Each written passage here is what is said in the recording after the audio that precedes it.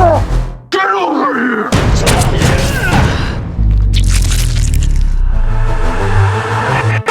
It has begun. Hi, I'm Blair Marnell, TV channel editor for CraveOnline. We're here at the CraveOnline Studio to talk Mortal Kombat Legacy Season 2 with Samantha Jo. Hello. Samantha, welcome. Thank you. Nice to meet you. Now, Samantha, you were on the first season of Mortal Kombat Legacy, but it was like an animated episode, so we barely saw you.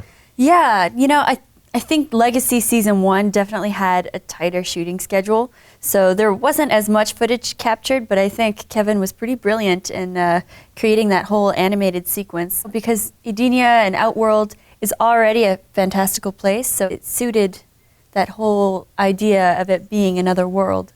Well, it had a very storybook kind of quality to it. Yeah, I think it suited it. But this year you get to be full-on Katana, the costume, the fans, and everything. Speaking of the costume, you know, it is a more conservative, webisode appropriate costume, not quite the video game costume, just so that everybody is aware. But yeah, full on different fans, new wardrobe, real locations, no more of the animated sequences, real fighting, real hitting the ground, real dirt, sometimes real blood, but most of it's fake.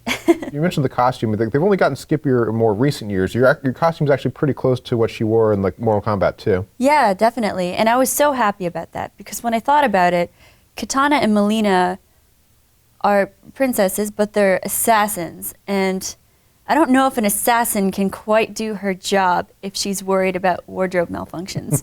And I don't know if they'd be all that scary to the people they're supposed to be assassinating when they show up like that. I don't think they'd be, I can't even imagine. They wouldn't really feel too scared. They'd be pleasantly surprised, I would imagine.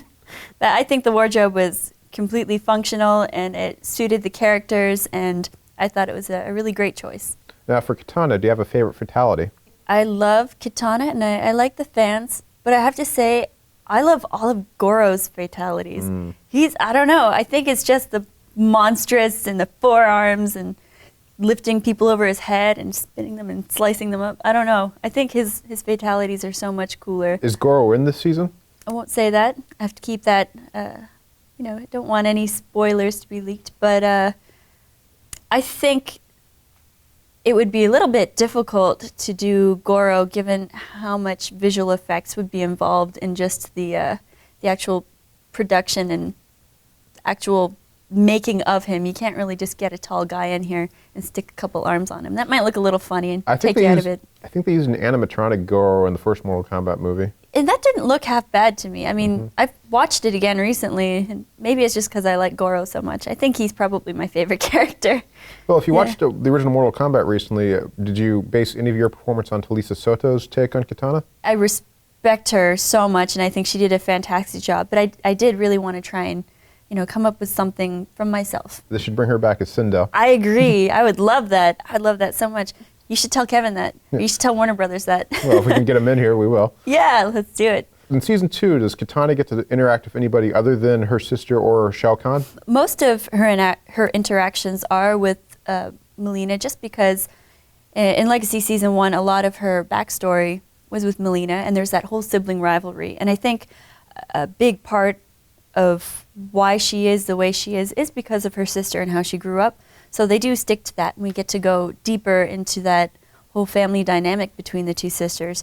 I do interact with other characters, but you know, mostly my sister. It's kind of like my sister and I's journey. Now, do you have a favorite moment in Season 2? I would just have to say every single fatality. I mean, we had a screening at Warner Brothers, and we got to watch all of the webisodes in a row, and the only time I was extremely vocal was every time there was a fatality. I was like jumping out of my seat, and I just wanted to watch it again. I would just want to watch the fatalities like 20 times in a row. So I think those would have to be my favorite moments. So you're a big fan of the Mortal Kombat game series, right? Big fan of it. Am I very good at playing it? That's another story.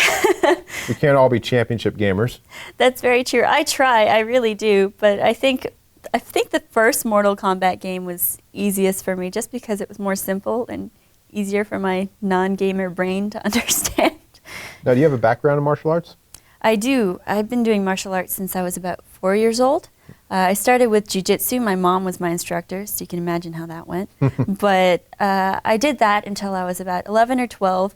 I really liked the athletic and physical aspects of it, but you know, it was just a lot of contact sports, and I think learning it with my brothers and them being bigger and stronger, and my brothers gave them a little bit too much over me. So eventually I switched to wushu, which is, if you guys don't know, like the Jet Li style of martial arts. It's a more contemporary Chinese martial arts. And I did that extremely competitively up until I was 18. And then that's when I did more of the stunt and acting route. But yeah, martial arts was and still is a huge part of my life and a big reason why I am the person I am today. Well, what's nice about the Mortal Kombat series is you're not only doing the stunts, you get to actually be the character as well. Yeah, that's so great and new for me. You know, I hadn't really had that opportunity before. I do a lot of action and I'd get to be the character physically, but getting to experience the whole mental aspect was something so new and exciting, and it makes me really excited to get more into acting and to just learn more about it and be able to use my brain. And I've used my body a lot just with martial arts and stunts, and you know, it's something new and exciting. I enjoyed it a lot. How long were you shooting Mortal Kombat Legacy Season 2? About 14 to 15 days, and even though that might be considered a short amount of time, given that there are 10 episodes, it didn't feel like it. It felt almost like a feature-length style of filming. Just to give an example, in Mortal Kombat Legacy Season 1, I had a fight with Mileena, and it was like a hand-to-hand fight out in the cold in Vancouver, and we had an hour and a half to film that. That was supposed to be in the daylight, but we were filming in pitch black. So an hour and a half. This season, I have another similar length fight, and we got 2 days to film it. So from an hour and a half to 2 days, you know, that's a big difference. And it makes a big difference for the quality of your performance too. Do you have a favorite fight this season? Liu Kang's fight. He has a pretty memorable fight early on in the series. I just like the rawness of it, and I like how he performs it, and I think it's really great. He did an awesome job with that. And it's the type of fight where you're like, oh, the whole time, and you're getting into it, and my muscles are like twitching because in my brain I'm doing it too. Now, the story is it's the characters coming together for the first tournament on the island, right? Mm-hmm. Do we have a winner at the end? I don't know. I guess you guys will just have to watch and find out.